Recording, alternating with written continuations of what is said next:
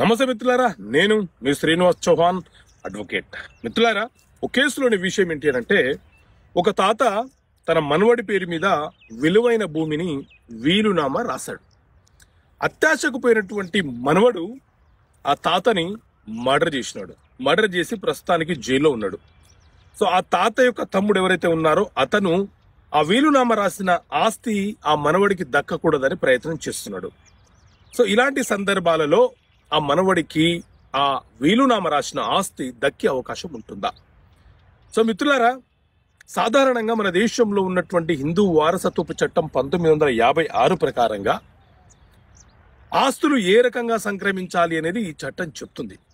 So ఈ చట్టం ప్రకారంగా ఎవరైనా సరే హిందూ మతంలో నుంచి మరొక మతంలోకి మారిన తర్వాత వారసత్వపు ఆస్తిలో వాటా అడిగే హక్కును కోల్పోతారు. అదేవిధంగా ఎవరైనా సరే తల్లిదండ్రులు తమకు ఆస్తులను ఇవ్వటం లేదని వారి మీద హత్యా ప్రయత్నం చేసినా, లేకపోతే వారిని హత్య చేసినా, ఆ వారసులకు ఆ తల్లిదండ్రుల ఆస్తిలో వాటా అడిగే హక్కు లేదు, వాటాని కోల్పోతారు. ఈ కేసులో కూడా ఎవరైతే మనవడు వీలునామా రాసినటువంటి తాతను హత్య చేశాడో ఆ ఆస్తి ఆ మనవడికి చట్ట ప్రకారంగా దక్కదు.